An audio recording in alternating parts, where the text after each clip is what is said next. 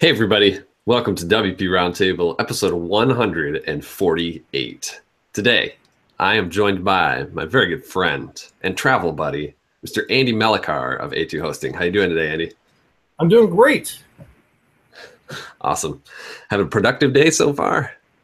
I have had a very productive day. It is Monday. It's a busy day for everybody who does anything. So I'm glad to be done with all of that and here talking to you. We've been doing this show Monday evenings for years, and sometimes I wonder, is it the right day? Is everybody in the right mood at the end of a Monday to just talk about everything they do? I don't know. Anyway, you seem like you're in good spirits, so maybe we'll have a good discussion. Awesome. Andy, you're based in Ann Arbor, Michigan. You work for a little company called A2 Hosting, which has been featured on this show twice before with a couple of your colleagues. Yeah. What's the title of your position at A2? So I'm the director of web development. Director of web development. And that encompasses kind of a variety of things. As I understand it, you wear more than a few hats. I do. So I run our web development team. So we've got 7 people on staff who do web development for us and our property. So that's things like our website, our billing system, all the third-party people that we integrate with. My team works on all that. And then on the WordPress side of things, we're also responsible for a WordPress plugin that we've developed called A2 Optimize. So we maintain that, add features to it, stuff like that. And I also go to all sorts of WordPress events. Obviously, that's where you and I get to hang out and have lots of fun. That's one of my favorite parts of the job is going out and actually getting out from behind my desk and going to meet people in the real world. That's right. That's right. Yeah, we got a lot to talk about there. Before we move into your background and a little bit more about what you do and A2 and all that fun stuff, let's cover our quick picks of the week real fast. I've got one or two things that I want to share. A couple things that I have read recently. One is every article, or at least every other article now, that has anything to do with WordPress is talking about Gutenberg. That's just what we're all hearing about. And it's just like a year ago or 2 years ago or whatever it was, every other article was about, oh, this coming REST API thing. What is it? Is it going to change the world? And before that, we were talking about Calypso all the time. And so now Gutenberg is like the hot thing for everybody to discuss and get mad about or excited about. And Matt himself wrote an article on his blog, ma.tt, about Gutenberg. And it's got quite the load of comments and pretty interesting discussion. Matt was doing quite a bit of responding in the comments on his post, which is kind of cool, very much engaging everyone in the community with honest answers. So I think it's worth a read. It's important for us to stay on top of these discussions, despite how painful it is to read all of these comments, which are not always completely productive or constructive, which bothers me at times. But still, discussion is happening and progress is slowly being made. And besides that, I've been listening to a friend of mine on Spotify. His name's Rob Vischer. Look him up. He's got some good music. He's a local artist from Michigan who moved down to Nashville. He's got some great tunes on there, so check him out. Those are my quick picks of the week. What have you got, Andy? I've got 2, and it's funny that you mentioned a Michigan artist because one of mine is a very good friend of mine. She's also in the WordPress community. Her name's Janelle Reichman, and she has a fantastic album out, which you can also find on Spotify, called Middle Ground. And I actually posted this morning, because I was having a Monday, that it was a Middle Ground Monday because I know. But I posted, I'm like, this is brilliant, because it is. But, she does jazz, and she's a brilliant saxophonist, clarinetist, and her album just puts me in a great mood. It just calms me down. It puts me in a mood to work, and it's just great chill music. So definitely check her out. Happy to recommend that. My other pick of the week, which I discovered yesterday, is food related. Homemade garlic dill lemon aioli is so freaking good. It makes the best pasta salad in the world. Wow. How can we learn like a recipe or see a picture of this? I don't have a picture. But if you Google lemon dill aioli, you will find links to recipes for that.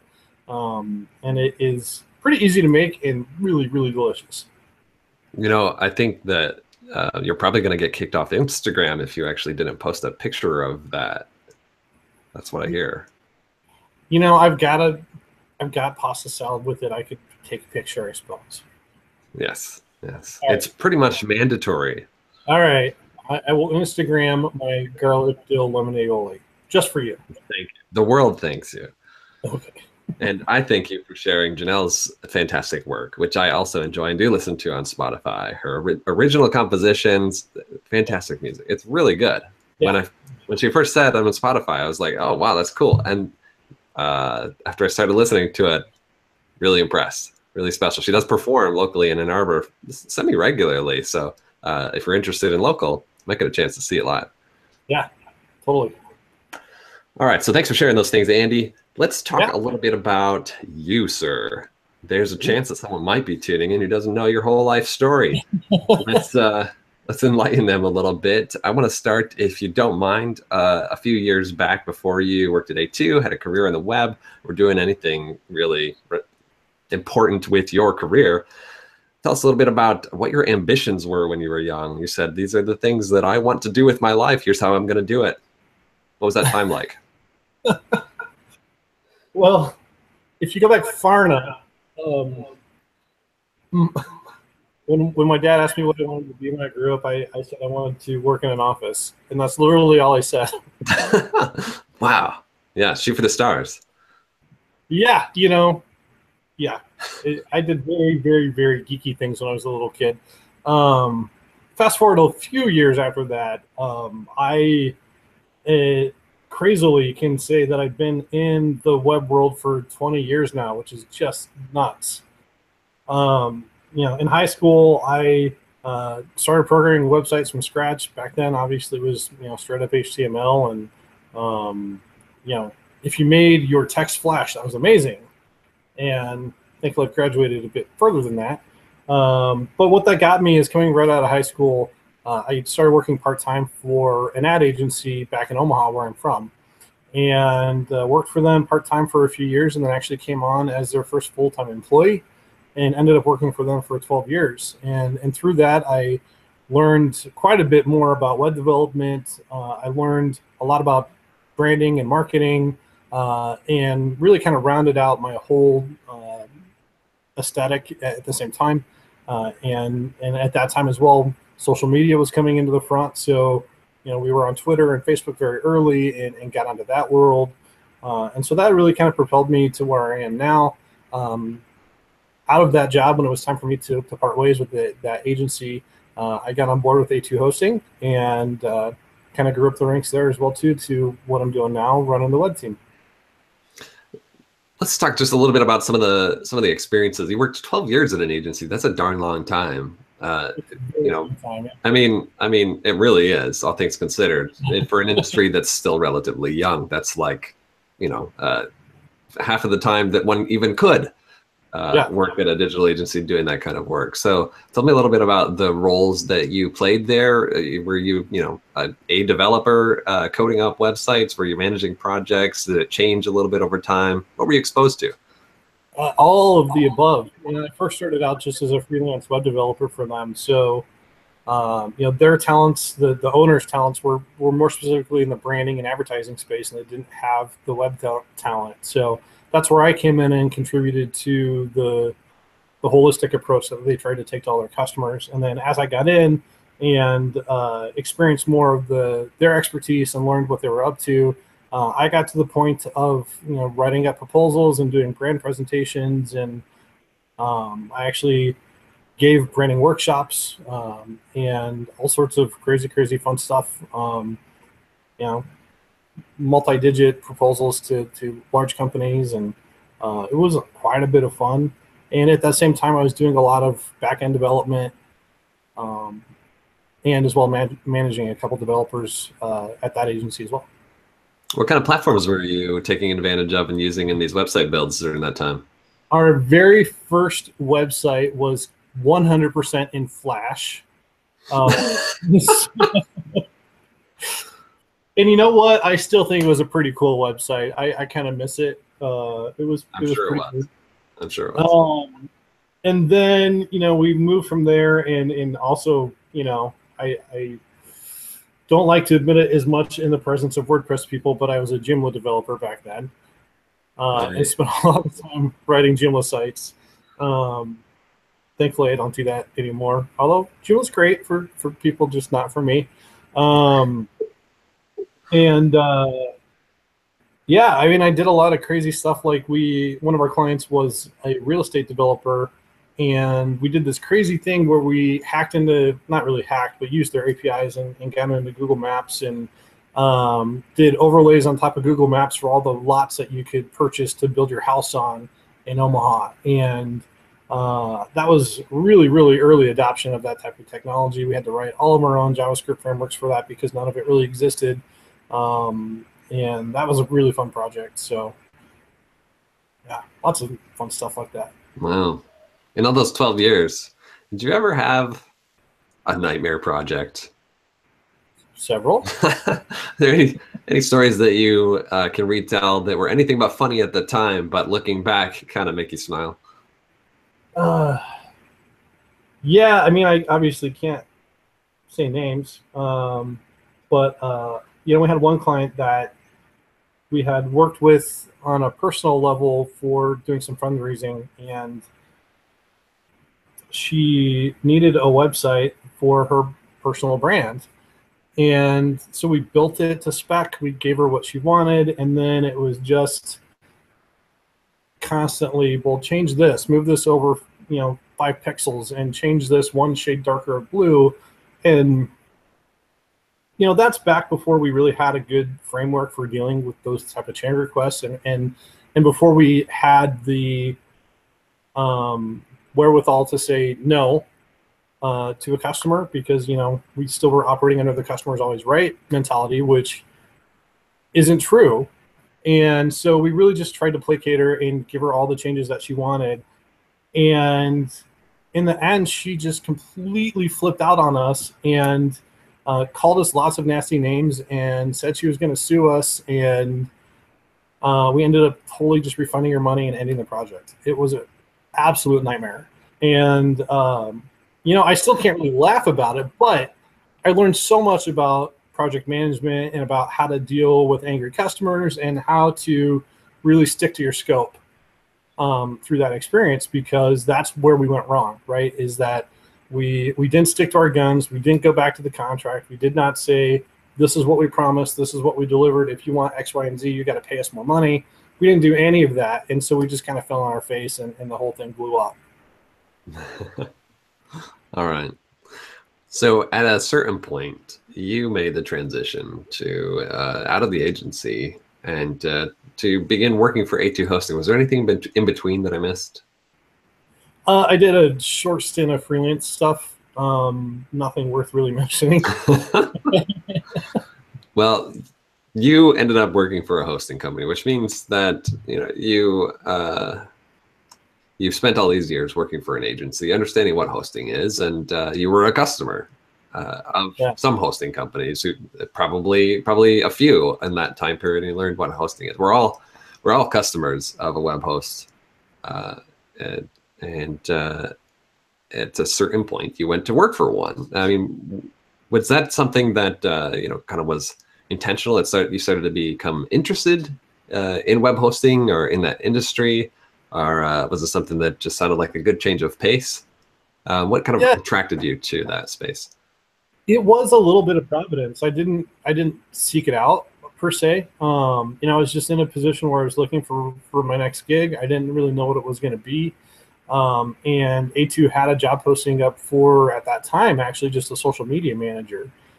And obviously with all of my marketing and branding background and being in the social media space, that was a really good fit for me.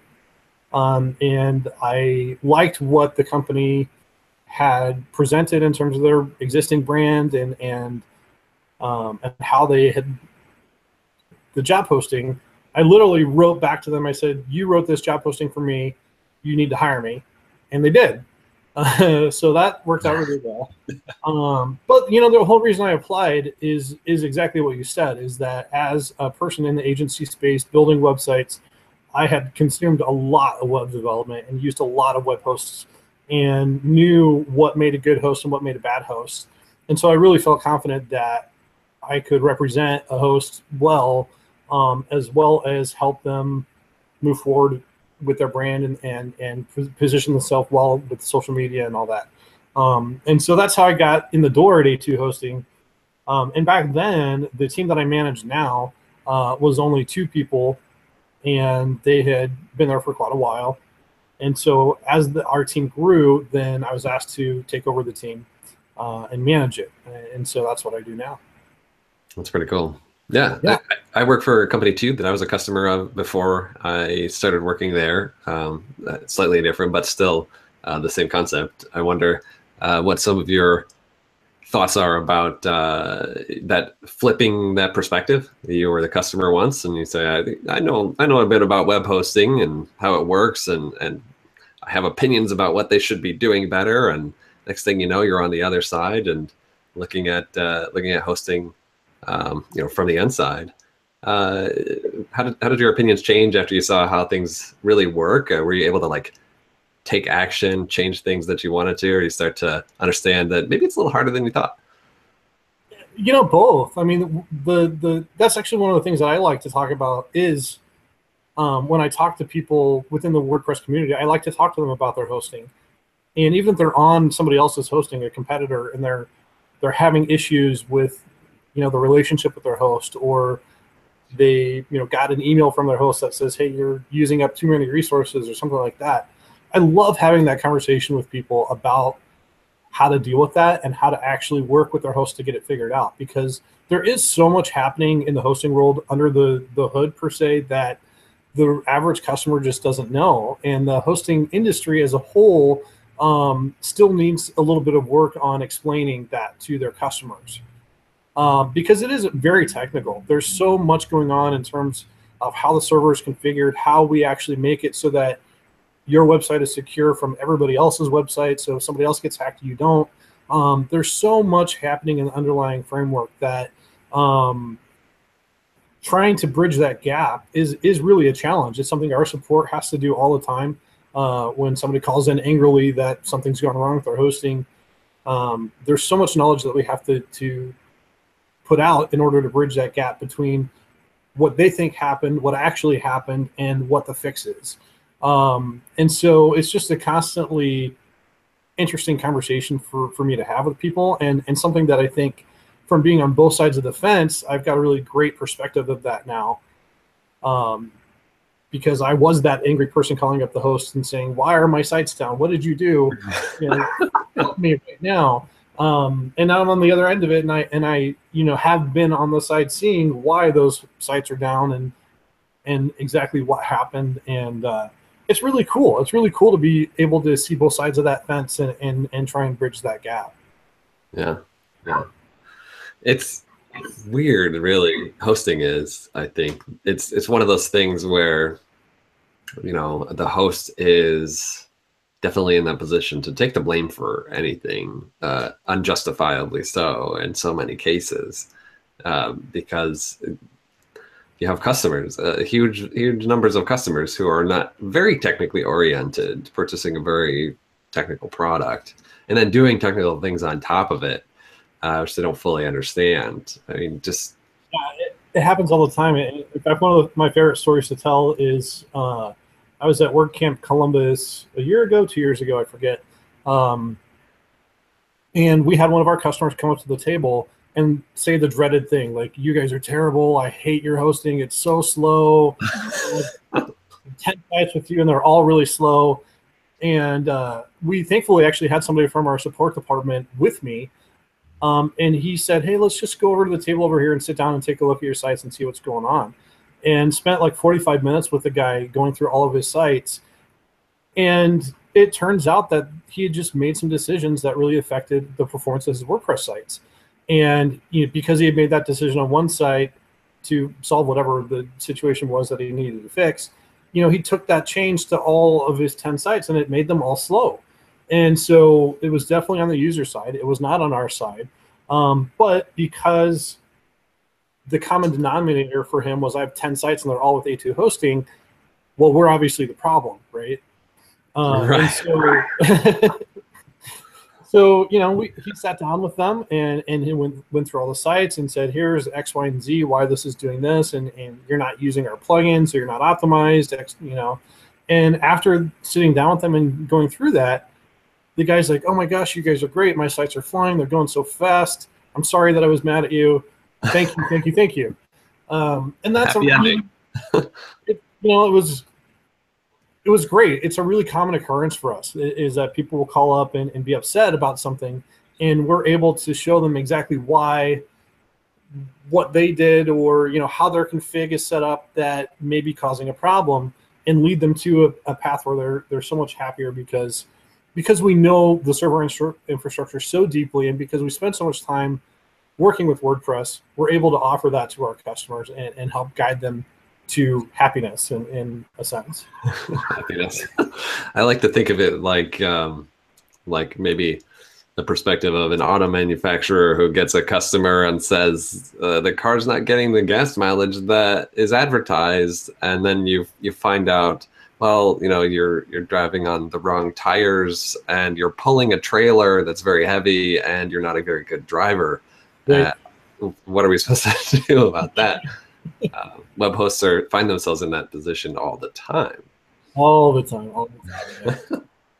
So you've been with A2 for a little while now, a reasonably long time, enough to see the company evolve quite a bit and grow considerably. What are the changes, some of the big changes that you've observed since you joined the company? Yeah, I'll have been with A2 for 5 years in October. And Wow. So when I first started, I want to say that I was employee number maybe 26.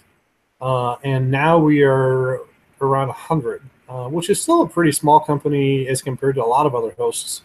But that's a significant growth factor. And it's been really cool to see the changes and see how we've grown and been able to offer a wider array of products. We've been able to grow my team. When I started, we only had 2 developers. Now we're almost 8. The things that you can do with that capacity are really amazing. And that's going to start showing up even more so here in the next few months as we roll out a few new products and do some updates to our A2 optimized and some other really fun, exciting things on the plate. So it's cool to watch that progression and also to just see the new talent that comes in, especially on the support side. We have been hiring support like crazy. That's where most of our growth happens because that's where we need the most manpower, women power, is in the support side of things. And some of the talent that we're getting in is just fantastic. It's amazing. And it's also cool to see it too. When I first started with A2, I think I was one of maybe 2 100% remote employees. I lived in Omaha at the time. And now we have employees in, I want to say, like 14 different states. And so to see us grow not only in size but also in breadth is really, really cool. Yeah, that's pretty fascinating. In that time that you've been working there, 5 years, that's enough to observe some big changes. What are some of the things that really made a big impact? Big changes, big new products, or new hires, or changes in workflow. What are some of the things that, looking back in those 5 years, had a significant positive impact on the company's growth? Yeah. Gosh, I mean, there's so many different things. With my team specifically, as we've grown, we have run into some problems where, when you are a small agency and you've only got, a couple of developers, typically you work towards your expertise, right? So if you've got 2 developers and one developer really knows the billing system and one developer really knows the support system, they tend to kind of stick in those roles and work on those systems solo, right? And what's happened is as we've grown over time, we've had to figure out how to deal with the fact that you can't just have one person that knows everything about one thing. You need to spread that knowledge across your entire team and cross training and have people know multiple systems, so that way we've got backup and redundancy amongst our developers. So one of the things that I've implemented within my development team is pair programming. And so any line of code that my team puts out is developed as a pair and also goes through code review. And so that's a significant change from where we started, and to the point that now when we go back and look at code that was written before we put those two tools in place, we call it spaghetti code, because it's just a jumbled mess of code that is at some point indecipherable. And now the code that we put out is just so much more higher quality, and it's documented and it's object oriented, and it's just phenomenal. And so to see the change not only in the quality of code that we put out, but also the way that the developers feel about it is amazing. They actually are proud of the code that they put out, because it's been through so many different eyes and so many checks and balances that there's a lot more confidence in the fact that it's good code and that it's going to do what it's supposed to do. I've been hearing a little more about pair programming lately, and don't know, just out of ignorance, whether this is just me catching up on something that has existed for a while and lots of people do, or is this kind of like a new trend? It's actually been around for quite a while. And it goes by a few different names. Some people call it extreme programming. There's a whole lot of different variants of it. And so it's been around for a while, but it's just something that we had one of our developers say, hey, I've heard about this. Should we try it? And we did, and the team really liked it. And so we saw the benefits of it and really just decided to embrace it and take it on as something that we would have be part of our workflow and part of our culture. But when I talk to people outside of A2, most people don't know what it is, or most people have maybe heard a little bit about it, but never tried it or never experienced it. And so it's something I like to talk to people about a lot, because, one of the other things that I think it helps with, especially in a position where you are maybe new to coding, is that it can really help you get over imposter syndrome, because you've got that built-in support. That's one of the things that I really have observed from a managerial aspect of it, is that when you have somebody working on a project solo, the opportunity for them to get stuck on a line of code that isn't working, or because they don't understand a specific requirement and they're just going over and over it in their head, there's so many more opportunities for them to just get stuck for long periods of time before they realize that they need to ask for help. And when you are in a pair and you've got that person literally watching over your shoulder while you code, or the flip side of it, you're watching over their shoulder while they code, you can't really get stuck in that way anymore, because you've already got that person there to say, well, why don't you try this line of code this way instead of that way? Or, no, that's not what Andy asked for. He asked for this, so we need to do it this way. And it just helps propel things further, faster. And then, again, adds those checks and balances where, if you write a line of code and you forget your semicolon and the other person's watching, they can say, hey, you forgot your semicolon, before you go and try and run it, and it fails. So it just adds so much value, as well as the fact of the whole knowledge transfer thing, where, if you're paired up with somebody who knows the billing system really well and you don't know the billing system at all, by osmosis, just by the fact that you're there watching them code, you're going to start to learn that system and learn how it works and understand it. Mm. That sounds really beneficial. You said you gave it a try, you liked it, and you stuck with it. Yeah. After you've been doing it for a little while, I don't know exactly how long it has been. Maybe a year? Almost 2 years now, I think. Okay. 2 years, the whole development team, all pair programming. So you have a little bit of insight. What are the kinds of teams and kinds of environments where you think this is most applicable? Large, small, different types of work? I really don't think that it is that specific. I think, if you just look at your life, right, and you look at anything that you have tried to learn newly, guitar, for example, right? If you just pick up a guitar and you start trying to learn how to play it by yourself, some people can do that. Some people can do that really well. the vast majority of people are going to need somebody sitting right next to them to say, no, that's not where that finger should go. It goes over here, right? Or, strum it this way, not this way.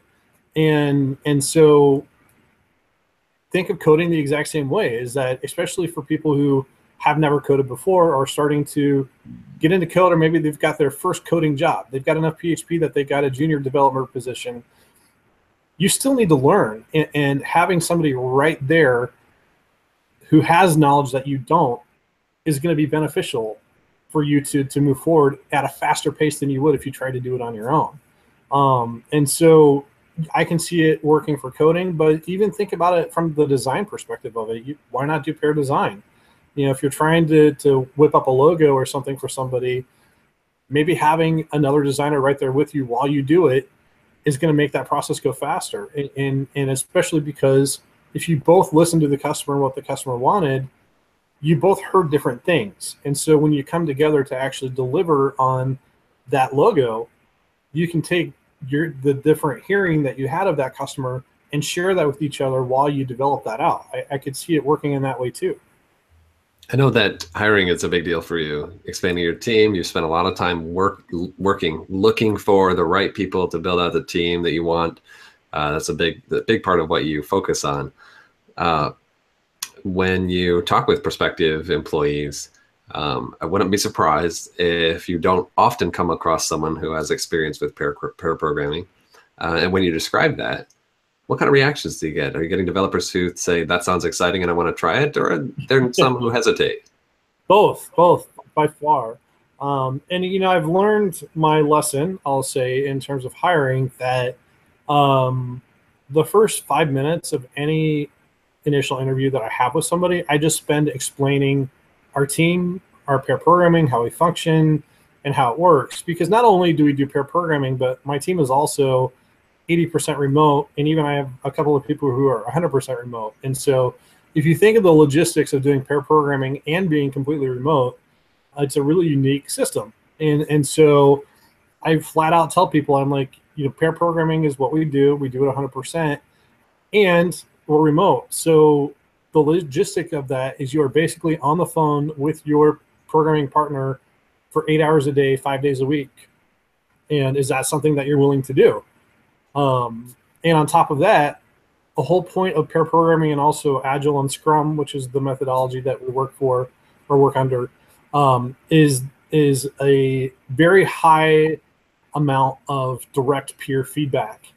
So at the end of our sprint, when we've done our 2 weeks worth of development, I leave the room and all of my team go into a room by themselves and say, this is what we did well, this is what we didn't do well, this is how we can do things better. And sometimes it's even very personal, where, hey, you cuss too much on the phone and I don't like that because my kids hear it, don't do that. It's at that level sometimes. Wow. And so I explain that to prospective interviewees of, that's a process you have to be willing to participate in fully. And if you are not willing to participate fully, you're not going to be a good fit for our team, because we've committed to that. That's how we operate. And that's what makes us productive. And I've had people flat out say that's not for me, which is great, because then instead of spending an hour interviewing them, I've spent 10 minutes telling them about our process, and they figured out it wasn't a good fit for them, and we were able to move on. But the vast majority of people who I explain it to say, man, that sounds great. I'd love to be able to have somebody right there with me while I'm programming and help me learn and help me move forward. And so the vast majority of people have been excited about it. And very few people have actually done it. So, there definitely is a little bit of trepidation moving into it, but most people really, really are excited about it. And the people that we have hired have liked it quite a bit. So do you feel like this is one of those things that maybe people have hesitation on, but once they try it, they won't go back, and it might catch on really and grow quite a bit? I think so. I mean, I do think that it definitely takes a unique personality for it, though. I mean, you have to be pretty open with your teammates, and you have to have a pretty good rapport with them in order for this to work effectively. And so, I've worked very carefully at building up my team so that we had that. But if you've got a team of people who are resistant to feedback or resistant to working non-independently, it may be a challenge and it may not be a good fit. And I think that may be where some of the trepidation comes from people, is that they're not sure if their personalities are a good match for it. But just try it. I mean, literally the way that we tried it is one of our devs said, "Hey, I've got this tiny little project that is something that we get to code from complete scratch. Why don't I just go into another room with one of our devs and try this pair programming thing, like literal watching over the shoulder pair programming in that state, and see how it goes." And what they were surprised at is that they were able to get that code out the door twice as fast as they expected it to. It took them a lot less time than they thought. And again, code quality was super high because two people were looking over it. And so that little project by itself is all it took to convince them.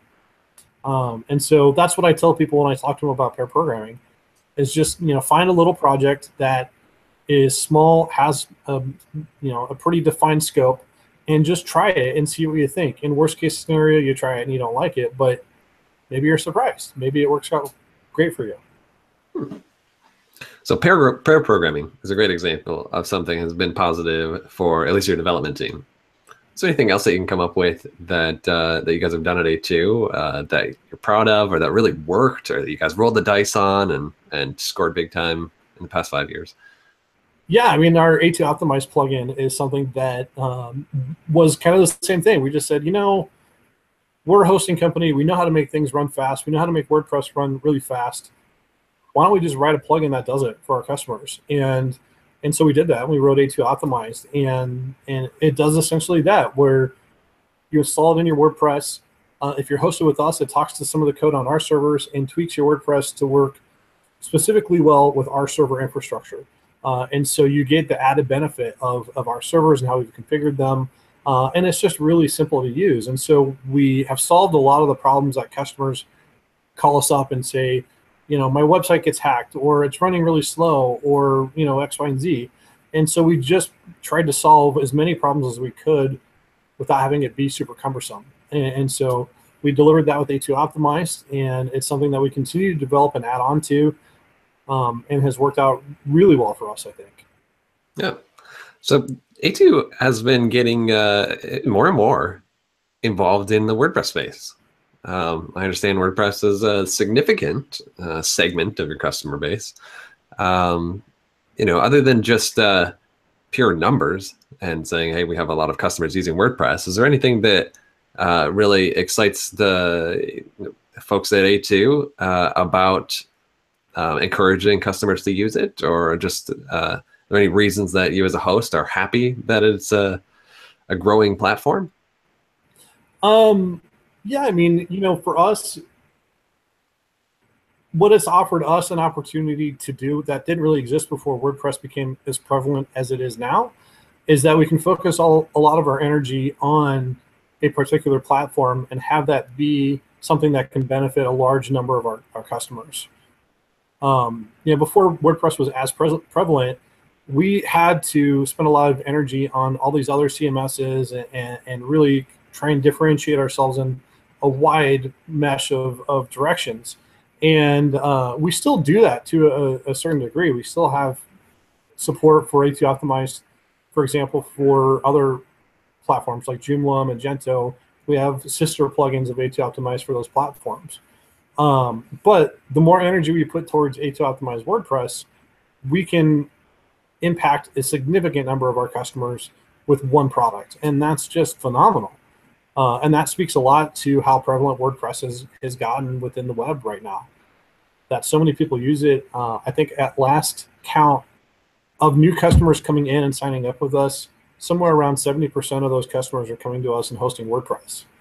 And that's just insane. It's a high percentage.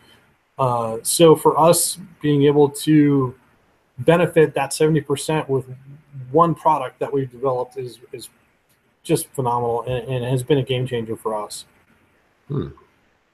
You've also been getting more involved in the community, and I'm seeing A2 sponsor meetups, WordCamps, attend events, speak at events, the whole deal. Like A2 is becoming pretty visible and engaged, and it's been really cool. It's really cool to see. For a number of reasons, I think it's cool. One, I have a lot of friends at the company. It's awesome to see them there. But two, it's a local company, and I feel proud to recommend a company that's based here in Michigan, and A2 is bringing a lot of interesting things, I think, to the hosting game. How's the experience been for A2?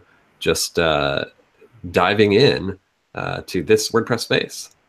It's been very positive, and it's one of the things that I like uh, to try and tell other people who've not been to a WordPress event. Like our support manager hadn't been to a WordPress event, and I said, "You got to come. You got to come meet this community and understand what they're all about, and what type of people they are, because it's a very different community than a lot of other tech communities out there." And so that's been really cool to be able to expose more people within the company to the WordPress community on a personal level, but also just from a visibility perspective of it. We really have been trying to do, boots on the ground type of exposure campaign. Like you said, we sponsor a lot of meetups. We've been sponsoring the Detroit Metro meetup for quite a while. And we've been at a lot of WordCamps sponsoring and presenting our booth, because we really just want to tell people, A2 is here. We're one of the few independently owned hosting companies left. Most of them have been bought out by big conglomerates. And so we're really proud of the fact that we're still independently owned and operated. So we really like to tell people about that. And we think that we've got a great product for the WordPress community. So being able to go and share that and talk to existing customers and new customers alike has just been a complete blast. And the WordPress community has been very, very welcoming of A2 hosting, and we're absolutely appreciative of that. That's pretty cool, and very welcoming of Andy Melichar, I might add, too, who seems to have a pretty good time at some of these events. I do. Sometimes maybe a little too much of a good time. But, yeah. I didn't say that, but hashtag WC karaoke is something seems to be associated with your name a little bit. A little bit. So that's one of the cool things. That's a great example, actually, that I'm glad that you brought that up, because WC Karaoke is something that started at WordCamp US last year, and it was started by a good friend of mine, Dwayne McDaniel, from actually one of our competitors. He works at Pantheon. And he just said, let's just try this. Let's try and get a bunch of people from WordPress to go out to karaoke. And a bunch of people showed up and had a really great time, and it turned into a thing. And so he started promoting it and trying to get people to do this at other WordCamps. And I said, hey, this is really cool. Let's do more of this. And so I talked to him and helped him out a little bit with it. And it has turned into a little bit of a phenomenon, and is really, really cool. That, just randomly, non-sponsored, non-affiliated, not anything other than the community saying, let's get together after WordCamp and go have some fun and sing some songs. And it has turned into a thing that I'm very proud to have been at many of. Yeah, I haven't participated myself personally, but everybody I know who goes just has a blast. Yeah. Has a blast every time. And it's so funny. Like, when I really think about it, I've been to a decent number of non-WordCamp events, at conferences, maybe other industries, or even just outside of WordPress. And there's so many. I just couldn't ever see that happening. Something quite like this, going out with strangers, with competitors. And it speaks a lot to the community. I mean, the last WordCamp karaoke I was at a table with Pantheon and GoDaddy, and I don't even know, SiteGround, I think, was there, and we're all direct competitors, absolutely direct competitors. But when we get into the WordPress community, we have booths next to each other. Hey, how's it going? We're friends, and we like to hear what each other are doing at their company. And then after the event's over, let's go out and have karaoke and get a drink. And that speaks so much to the kind of the essence of the WordPress community, that people are just like that. There isn't this super competitive aspect of I'm a freelancer or I'm an agency and don't tread on my turf kind of stuff. Like that doesn't exist. And so I think it's really cool, and it's one of the things that I love about the community is that there's something for everybody. There really is, and if it doesn't exist, all you got to do is put the idea out there and tell a few people, and it turns into something. And that happens so many times in the WordPress community that somebody just has this crazy little idea and they tell a couple of friends, and the next thing you know, there's WordCamp karaoke, or there's a new business, or a new plugin, or Gutenberg. I don't know. Yuck. I'm curious, just because this comes up for me all the time. When you talk about what you do, and especially the good times you have at events like this with your friends and family who don't go, I mean, how do you explain this in a way that makes sense? You don't. I don't know. I mean, yeah, it's hard. It's really hard. It's one of those things where you just kind of have to experience it. And I would say that too. If you haven't been to a WordCamp, go. And they're so cheap. Just go. Or if you haven't been to a meetup, just go. Try it out. The people are amazing. They will absolutely help you. They will be your friend. And at this point now, the vast majority of my friends are from these type of events and from the WordPress community. And it's really cool because some of them I don't see for maybe even a year at a time. There's people that I only ever see at WordCamp US, and a year will go by and I'll see them in the hallway and it'll be like, I just saw them yesterday, and we can pick up right where we were and have great conversations. And that's just, I don't know, this community is like that. It's really cool. You've been in the space for a little while, and as a representative of a company that serves a lot of different segments of this, of the web, you've probably been to your share of other types of events, hosting conferences for other CMSs and what have you. For those of us maybe tuning in who, we're bought in, we enjoy WordCamps. Is there anything else that we might like from your experience that's out there? I'll say it again. I think the meetups are a very underutilized aspect of the WordPress community. There's a lot of them out there. Ann Arbor has one, Jackson has one, Detroit has one. Every city pretty much at this point has a WordPress meetup, and sometimes they're sadly kind of under attended, and there's so much value in those meetings that it's worth it. And so don't be intimidated, even if you know zero about WordPress. Go try it, and there will be somebody there who will say, you don't know anything about WordPress, let me show you how to install it. Let me show you what a plugin is. Let me show you what a theme is. And that's just part of that, again, that welcoming aspect of the community. But also too, outside of the WordCamp space, if you really want to dive into WordPress business, there's Pressnomics, there's Cabo Press, there's the Publish conference now. There's quite a bit happening in the space and the conference circuit, which is really exciting. And they all have a little bit different thing to offer. And so, depending on what you're looking for, and depending on where you're at with your WordPress business or whatever, there's definitely a conference out there for you that can offer you quite a bit of value. What are some of the things that you like to do with your spare time, Andy? I am a serial hobbyist. I definitely sing, obviously, from WordCamp Karaoke is one of the things I love to do. I'm a ham radio operator. Recently got my Worked All States Award, which means that on my radio I've contacted every single one of the 50 states. Wow. That's pretty exciting. I also like to bake. I bake bread. I went through 2 years of culinary school back in Omaha. Yeah, a little bit of a jack of all trades in that regard. I have lots of hobbies. Yeah, a lot of talents, I think. Yeah. And you have a couple furry friends at home who seem very charming as well. You, yes. Yeah, you're working at home now, it looks like. I am. Yeah.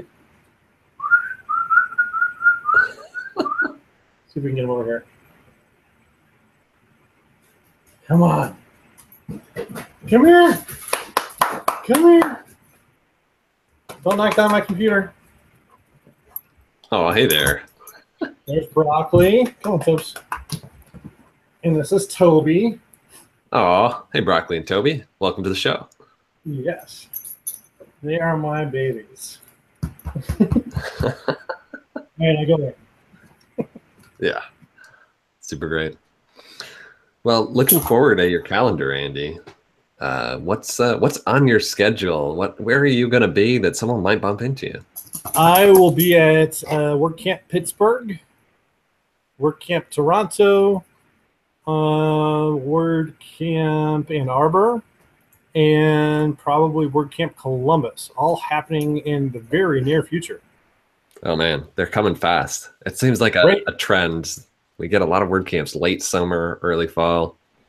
Mm-hmm. I think there's a lot of organizers who like get started with their planning at the beginning of the year, which means second half of the year is when they all kick in. Yep. Yeah. Definitely seen that trend, but it's it's kind of fun. It's fun to hit all of them kind of in a row, and again see people that you see at a lot of these things, and it's a good way to kind of round out the end of the year. Yeah, it can be pretty fun. I attest to that, especially when you're cruising around to a lot of events in close proximity. Everything here in the Midwest, see a lot of the same familiar faces. It's just a good time. Yeah, absolutely. Yeah. Now I would imagine you'll probably be down in Nashville in December for your US again. I imagine I probably will. I'm looking forward to it. I haven't been to Nashville, so that'll be a very fun new experience for me. Yeah. Well, you mentioned WordCamp Ann Arbor. I'm pretty excited about that. That's our hometown camp. You're involved actually this year. You're helping out with the organizing team, which is appreciated. What sort of things are you working on there? Yeah, so one of the things that we are planning right now is what we call the WordCamp Welcome. And it's something that was started last year by a couple of people who realized that, some people may be a little trepidatious coming to a WordCamp where they don't know anybody, or they don't know how WordCamp goes, or maybe are just completely new to WordPress. And so it's kind of just a little pre-party where you can go and meet the people who are involved, meet some of the people who are going to be at the event, learn a little bit about what the event's going to be like, and just so that way, going into the conference, you're not really alone, right? So we're getting that planned right now. I'm very excited about that. And then we've got some cool social and cultural events that are getting worked out right now. And also helping get the volunteers all lined up so that we've got enough people to make the event run smoothly and efficiently. And so a lot of really fun stuff. It's going to be a great WordCamp. Yeah, it's pretty exciting. And I think there's going to be a decent number of A2 hosting employees present. Yeah. We go all out for this one. We've got plenty of us who volunteer. And we're local, so a lot of us can show up and represent A2, and both represent A2, but also participate in the talks and see what everybody else has to say. It's a really, really good time. That's pretty exciting. I'm really looking forward to it this year. Yeah.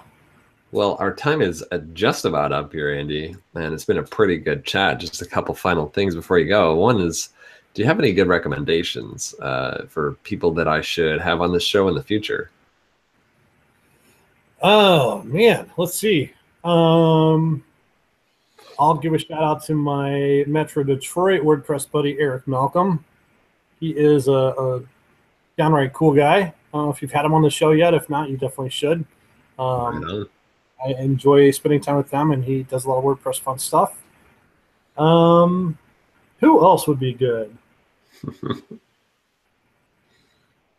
There's so many people. I'll get you a list. All right.